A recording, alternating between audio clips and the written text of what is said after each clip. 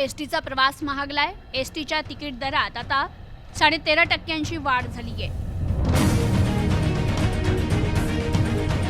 राज्य परिवहन प्राधिकरणानं महाराष्ट्र राज्य मार्ग परिवहन महामंडळाच्या अर्थात एसटी बसच्या भाडेवाढीच्या प्रस्तावास मान्यता दिली आहे। आखाती देशातील युद्धजन्य परिस्थितीमुळे डिझेलच्या दरात वाढ, एसटी कर्मचाऱ्यांच्या विविध भत्त्यांमध्ये करण्यात आलेली वाढ तसेच वाहनांचे सुटे भाग, टायर आणि देखभाल खर्चात झालेली लक्षणीय वाढ यांचा सर्वकष विचार करून हा निर्णय घेण्यात आलाय।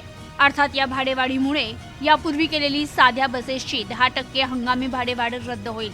एसटी महामंडळाच्या आर्थिक शाश्वततेसह प्रवाशांना सुरक्षित, दर्जेदार आणि अखंड सेवा देण्यासाठी ही भाडेवाढ अपरिहार्य होती। वाढत्या खर्चाचा भार सहन करत राज्यातील लाखो प्रवाशांना सेवा देणाऱ्या एसटीच्या दैनंदिन कार्यावर आर्थिक ताण निर्माण होत असल्याने सेवा सुरळीत चालू ठेवण्यासाठी भाडेवाढीचा निर्णय आवश्यक ठरलाय। ही भाडेवाढ एसटीची सेवा अधिक सक्षम आणि टिकाऊ बनवण्यासाठी करण्यात आली असून प्रवाशांच्या सुरक्षित तसेच विश्वासार्ह प्रवासाकरिता आवश्यक सुविधा आणि गुणवत्तापूर्ण सेवा कायम राखण्यास त्यामुळे मदत होणार आहे। राज्य परिवहन प्राधिकरणाने एसटी महामंडळाच्या 13.56% भाडेवाढीच्या प्रस्तावाला मान्यता दिली आहे।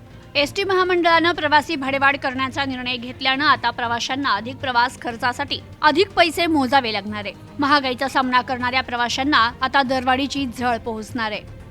Bureau report, news today 24।